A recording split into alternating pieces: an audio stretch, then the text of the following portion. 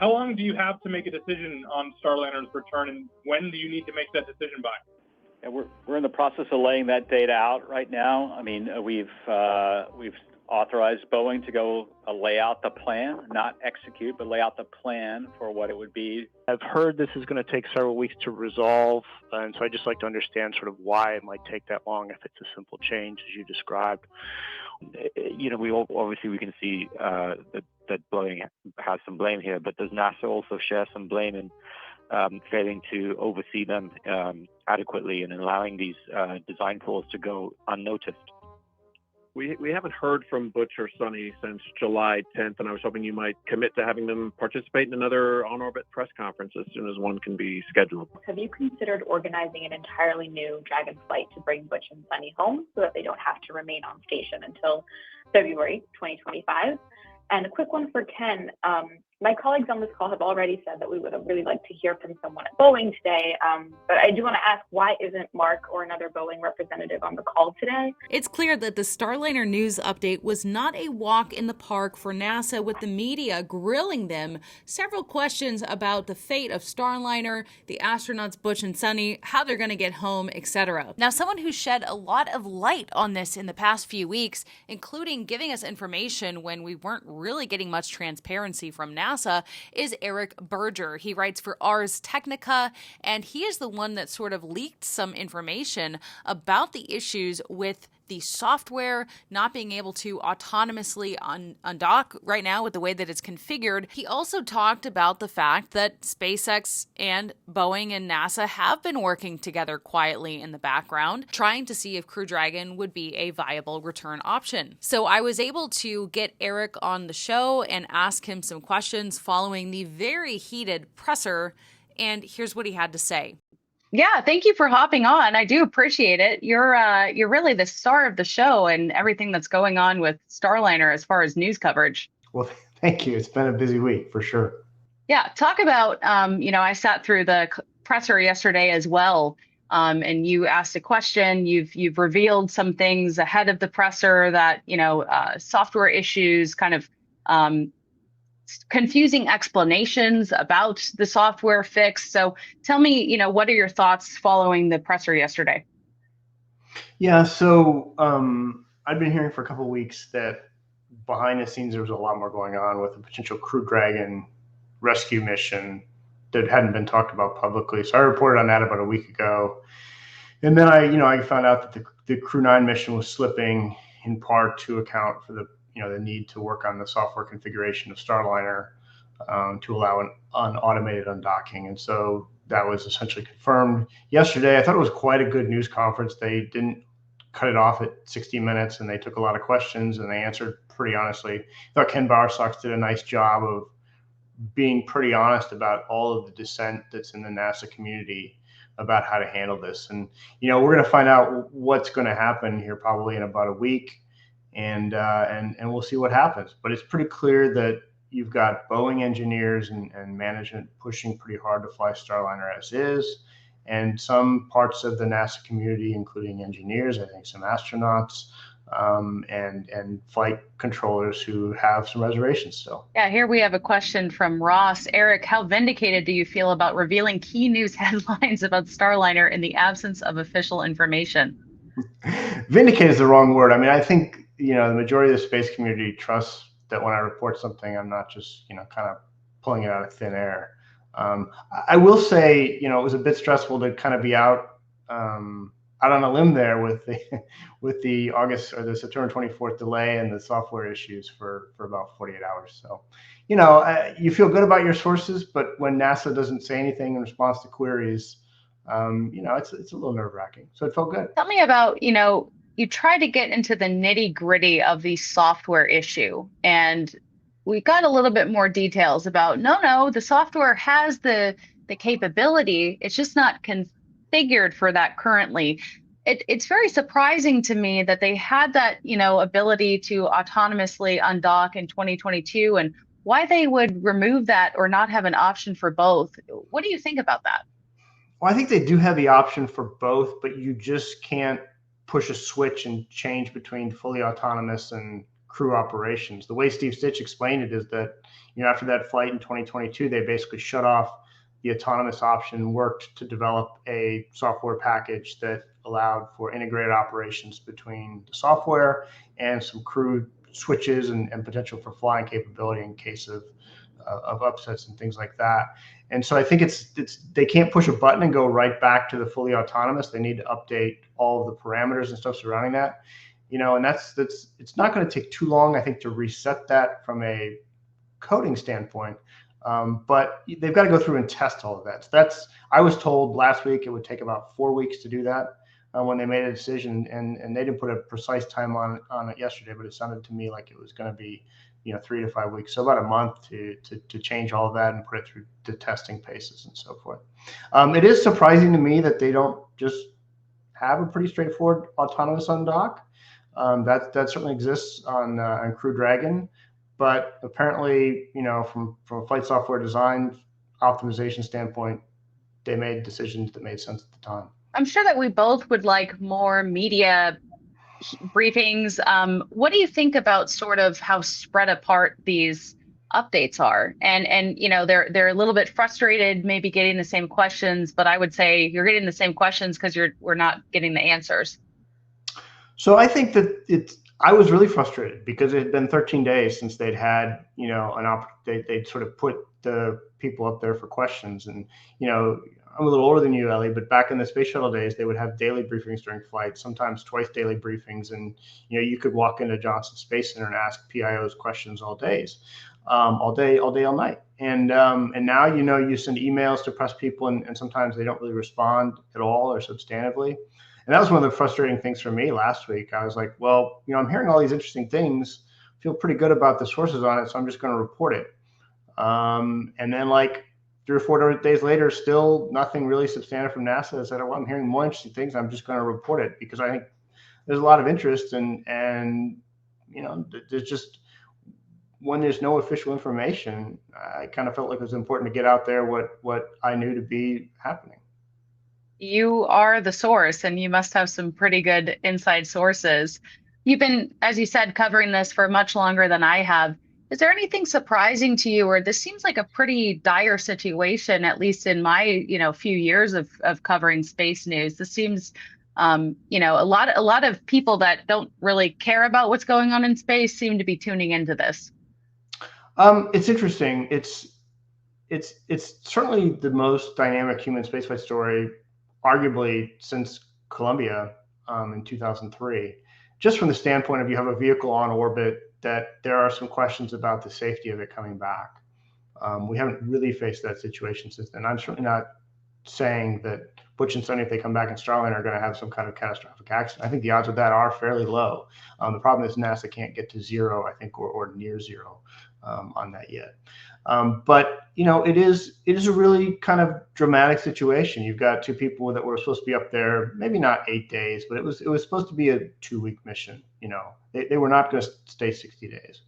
And you sort of have NASA and Boeing for weeks and weeks saying, well, things are fine. We're still planning to bring them back on Starliner. And we'd ask about, well, are you working on, alternatives? And they say, well, not really. And it just. And then, the reality is that they are planning this potential rescue mission. And NASA's going to have to bump 2 people off of Crew 4 to make it happen. And Butch and Sonny are going to have to stay 8 months on the space station. And there's a lot of work been happening behind the scenes toward that. And the other thing is that what's really different, and they mentioned this during the press conference, and actually I've been thinking about this a lot, is that, never before has NASA really been in a situation where they've had 2 vehicles. In this case, they have Dragon, right? It's available. It's not 100% safe, right? The spaceflight is hard, but they've had more than a dozen successful missions, and it's really difficult for NASA because on one hand, there are lots of good reasons for them to fly Butch and Sonny home on Starliner, but if for crew safety reasons they can't, then they have an alternative, and so. Finding that line of where you're willing to take some risk, but not enough risk when you have a safer alternative is going to be a really delicate decision for them to make. Well, I've kind of wondered, do you think that they flew with a crew or, humans too soon? I don't think it's too soon. It's been a decade. I mean, Oh, it's been a long time that this program has been under development.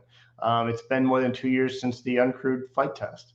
I think that we could certainly sit around and ask pretty hard questions of NASA about why, when they knew there were these thruster issues 2 years ago and they had not gotten to root cause then, why they turned around and flew very similar thrusters 2 years later on a human spaceflight vehicle. the idea, right, is that we want to have two vehicles as options, but with Dragon potentially having to come to the rescue, I mean, do you think that it's, people are saying it's embarrassing, but I feel like if there's any risk, that the option should be a no-brainer. Yeah, I don't think it's embarrassing. It's, this stuff is hard, and there's difficult choices to make. But I agree. Like, if NASA really is saying that crew safety is our number one priority, and I think they do believe that, then ultimately the crew will come home on Crew Dragon. But it's a tough call to make, right? Because, like, what if the risk is 1 in 100? The nominal loss of crew probability that these missions were supposed to hit is 1 in 270. So Right. where do you draw the line on what is an acceptable risk or not? And that's a really difficult decision to make. I will say, Ellie, one thing I'm pretty confident of is that NASA has a pretty robust and healthy process to review this, and I ultimately think they're going to come to the right decision, whatever it is. And it does look a bit messy from the outside, and I don't think it's great that they sort of didn't say anything about preparing these alternative scenarios for a long time until it was reported that, and they kind of had to acknowledge it. But I would just say I would trust the engineers. I don't think they're going to be bought off by Boeing or anything like that. So. Well, and as we know, there's a lot of change going on within Boeing with the new CEO, taking over today. So that's not a position I envy, but I hope that they're able to get trust back from the public. Do you think they'll be successful in that? It's interesting. I have a couple thoughts on that. First of all, I do think that Boeing has got to be extremely upset with Aerojet Rocketdyne, which provided these thrusters, and they gave them a lot of money. And these RCS thrusters are, I mean, look, space is hard, but they're not that complicated of an engine. So, to have these problems and to still be unexplained after a couple of years is it's got to be really frustrating for Boeing. And so I think that Aerojet deserves some of the blame here. In addition to Boeing, I will say I didn't think it was too cool that, like, on Friday night they sent out this long press release basically saying we are confident in Starliner and listing through all of these tests that the vehicle had undergone. That was clearly not, NASA didn't, along the way they've both sort of been sending out the same news release, and in this case this was a Boeing only product, so it was interesting. Right. Thank you for the super chat from Mike Bundy. Dr. Feynman's appendix on Challenger is required reading. Yeah, Richard Feynman was great. Was a great physicist and a member of the Challenger accident panel, and really said it like it was. And kind of the interesting thing was, after one of the lessons of Challenger in 1986 was that the culture of NASA was broken and that there really wasn't room for dissent. And unfortunately, similar problems happened in 2003 with Columbia, where there was some internal dissent on whether the foam striking the orbiter really was a catastrophic error. My reporting to suggest that the culture finally has changed. And so one of the reasons we're hearing about this dissent is that there is more room for open debate at NASA today, and people feel more empowered to speak up and aren't being shut down. So I do so when I say it's a healthy process, I do think it's a healthy internal process at NASA where they're really considering, all angles of this, and it's not sort of the top level manager saying we're going to do this, for XYZ reasons. It's an interesting question. Does the Dragon have autonomous software as well as manual? Do you know? Yeah, most Dragon missions today are completely autonomous. Wow. You and I could get on board tomorrow in spacesuits and fly up there and probably just fine. Let's both message Elon and make it happen. What do you think about Boeing not being present? I'm told that was NASA's choice.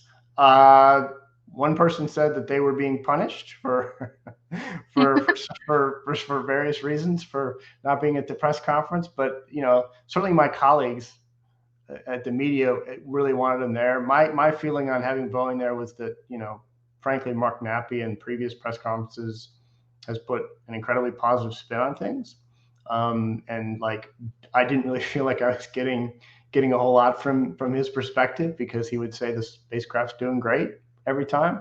So it didn't really bother me that he wasn't there, but certainly some of my colleagues were pretty upset not to have Boeing there. I was wondering, beforehand, if actually there was going to be a SpaceX rep there, but I guess they're not to that point yet.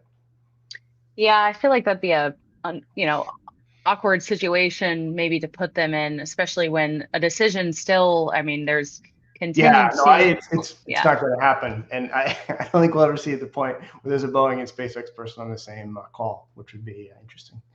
Yeah. I've still seen a lot of pushback to using the word stuck or stranded. Do you think that, I mean, how else do you describe it? It's hard. I had to think about that last night as I was working on headlines. I think stranded is still pretty strong, because if you look at the definition of stranded, it's kind of like a maroon, like you're left there without any recourse. And the fact of the matter is they do have recourse, right? They have a way to come back, and it's either going to be on Starliner or Dragon. So they're not really stranded. You could say they're stuck right now. You could say they're adrift. But there's no good kind of single word that I've really come upon that fits it. I mean, I certainly am not opposed to using stranded. I mean, it's to some extent accurate. Certainly more accurate than the picture that NASA and Boeing painted in the previous 8 weeks, which was everything's fine, and after a few more tests, they're coming home. Yeah, I mean, man, so many things have changed with the story, and a little bit more transparency, but there seemed to be a lot of backpedaling, sort of tap dancing yesterday. I mean, you got to feel bad for the situation they're in. It was not an easy news conference. Well, I thought Ken Bowersox yesterday was much more transparent than we've seen in the past, when there was clearly an effort to paint a glass half full picture of the situation. Yeah. Before. What are you looking into for the next week or so while we wait? Well, I'm trying to find out when the decision is made before it's publicly announced. And we're also, Stephen Clark at Ars Technica are also looking at some kind of historical stories, because some of the people involved in the decision making for this mission were involved with STS-107, the Columbia mission, and so just kind of digging around the edges on that.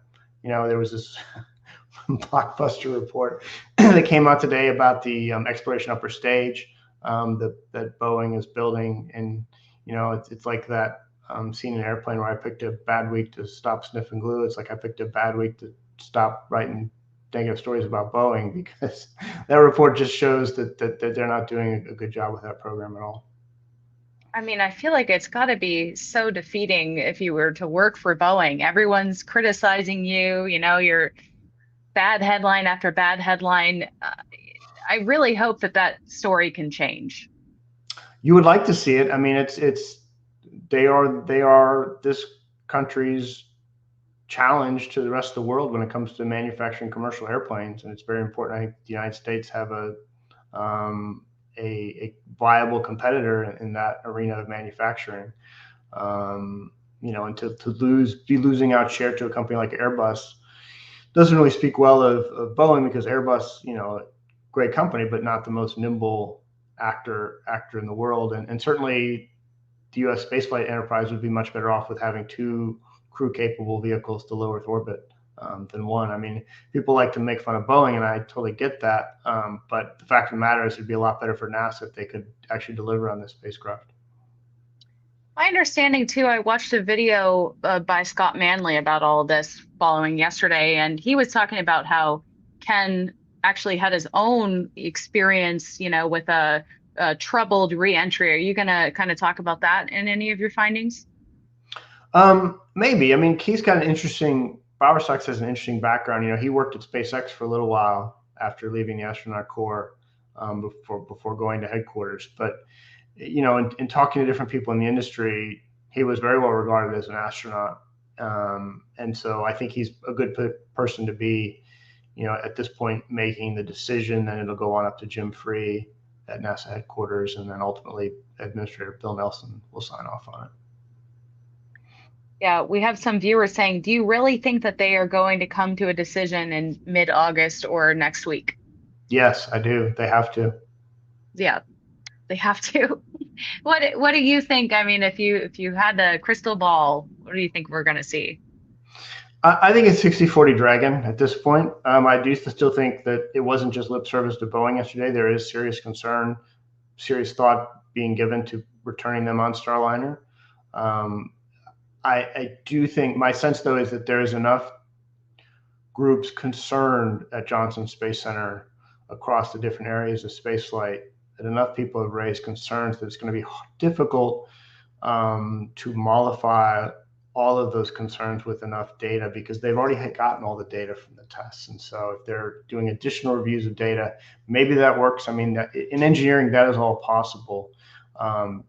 People could identify the root cause and everyone could become comfortable on it. But time is running out. I think from a political standpoint, it's very difficult for a high-level NASA employee to say, well, I'm going to override this dissent, but then it's my ass that's on the line, And let's be clear, like I do think the odds, I mean, chances are, if they were to come home in Starliner, they would undock. Maybe they'll experience some minor problems, but it probably would be just fine, right? The spacecraft coming back. But on the off chance that it's not, that's, you've killed 2 people and that's career ending, and it's really very, very bad news for the space agency as it's seeking more funding for its exploration goals. Yeah, Ross wants to know, do you think there'll be another uncrewed test flight of Starliner after this current mission? Like, what is going to happen? This is supposed to be our backup or, second option aside from Dragon. So what happens now with Starliner? All to be determined. If they come back autonomously and everything works, I could potentially see a path forward to certification. What I think may happen is that NASA will pay them to fly a cargo mission to the ISS. So instead of putting crew on Starliner, they'll load it up with cargo. They'll give them $500 million or something for the cargo mission to basically offset Boeing's costs, because NASA would like to have this capability, but Boeing probably is not going to want to go to the well again.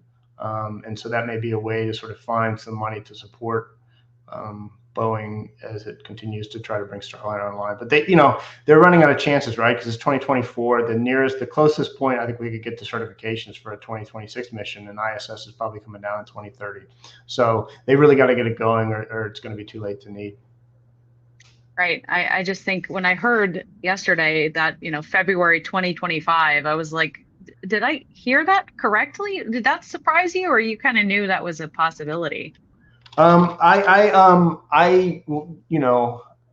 think, first of all, I didn't know that. I knew they were looking at a bunch of different options, including like putting one crew member on Crew 8 to come back and one on Crew 9, putting 2 on Crew 8, putting them both on Crew 9, 6 people. It's interesting that they finally did sort of settle on an option to come back, and it's pretty clear it is pretty rough for Butch and Sunny, who were planning for a short mission and got a long increment. I know they both have families back here in Houston. Yeah. Well, Eric, thank you so much for making time for this. I so appreciate all of your reporting. I mean, I think we all do. And so I really appreciate hearing from you after, the presser yesterday, and we'll continue to read your coverage because you're number one, in my opinion.